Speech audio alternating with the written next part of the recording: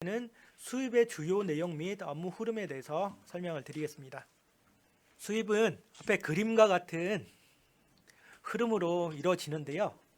많아 보이지 그렇게 복잡하지는 않습니다. 네, 간단하게 먼저 설명을 드리고 난 다음에 구체적으로 들어가서 설명을 드리겠습니다. 먼저 징수결정입니다. 징수결정을 돈을 받기 위해 주마 결정을 하는 것, 이걸 징수결정이라고 합니다.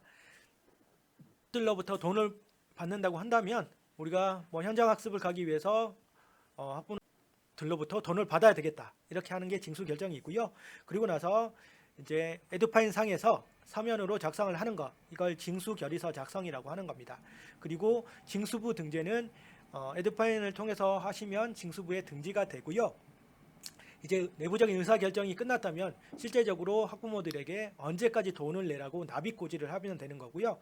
납입고지 다음에는 수납, 실제 우리 유치원 통장으로 돈을 받아들이시면 됩니다. 위탁수납, 직접수납, 스쿨뱅킹, 유치원 사정에 따라서 수납하는 방법은 다를 수가 있습니다.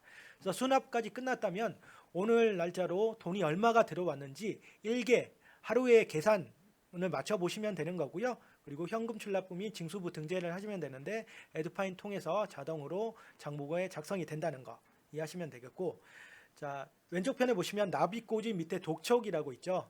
납입고지를 했는데 돈을 안 냈어요. 그러면 독촉고지를 해서 언제까지 돈을 내라고 하는 거고요. 독촉고지를 계속 했는데도 불구하고 돈을 계속 안 냅니다. 근데 이 유치원 원화가 졸업을 해버렸어요. 그러면 돈을 받을 수가 없게 되겠죠. 이럴 때는 불납결선 처분이라고 하는 겁니다. 돈을 받을 수 없기 때문에 이에 대해서는 못 받겠다, 이렇게 하는 게 불납결선 처분입니다. 네, 구체적으로 징수행위에 대해서 먼저 설명을 드리겠습니다. 징수행위는 수입의 원인을 조사하여 수익 금액을 결정하고 납입고지를 하는 행위를 징수행위라고 하는데요. 자, 현장학습을 가정을 하겠습니다.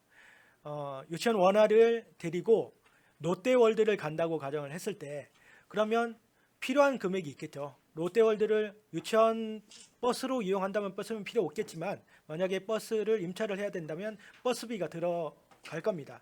보통 저희가 공립학교에서 롯데월드 정도까지 가는데 44인승 버스가 왕복으로 한 45만 원 정도 하더라고요. 그렇게 이제 한 대에 45만 원 이렇게 계산을 하시겠죠. 그리고 롯데월드 가면 입장료가 필요하죠. 1인당 얼마 입장료 필요할 거고요. 그리고 가서 원화들 간식비도 필요할 겁니다. 식사비라든지 간식비가 필요할 겁니다. 그러면 그 현장학습을 가기 위해서 선생님들이 답사를 가시잖아요. 그래서 최종적으로 얼마가 필요한지 금액이 나올 거고요. 그걸 가는 학생 수만큼 나눠서 얼마를 받으면 우리가 현장학습을 갈 수 있겠구나, 이렇게 결정하는 것. 그리고 나서 실제적으로 엄마들한테 언제까지 얼마의 금액을 유치원 통장으로 넣어주세요, 이렇게 하는 것까지를 징수행위라고 하는 겁니다. 말 그대로 돈을 받기 위한 준비 과정을 징수행위라고 하는 겁니다. 그래서 징수결정은 내부적으로 의사결정을 하는 건데요.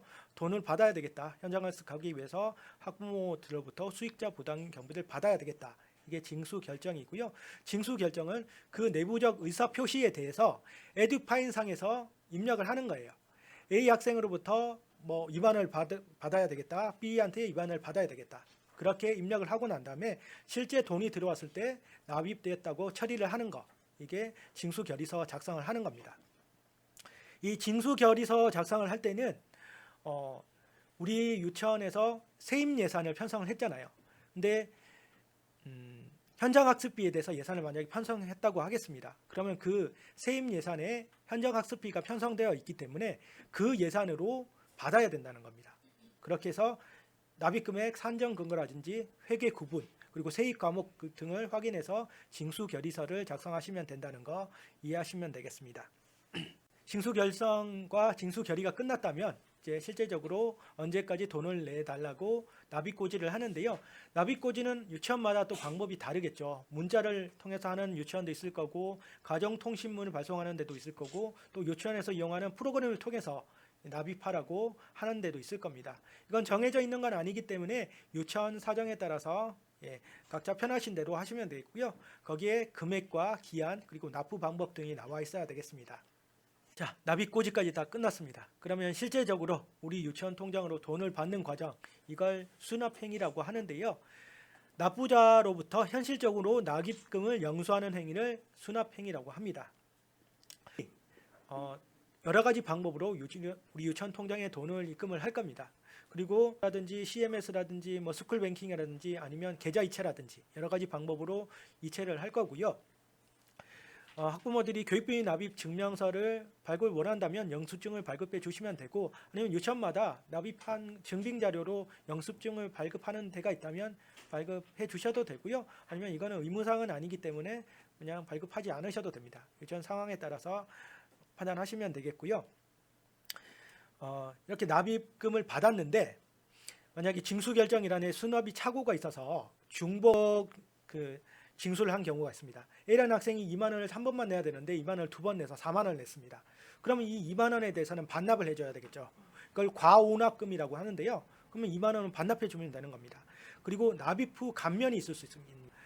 감면 대상자들이 있죠. 근데 처음에는 현장학습비 이 A라는 학생한테 2만 원을 받는다고 했는데 감면이 이루어져서 뭐 15,000원이 됐다. 그러면 5,000원에 대해서는 되겠죠. 그런 과원납금에 대해서는 징수하고 난 다음에 반납을 해주시면 된다는 거 이해하시면 되겠고요.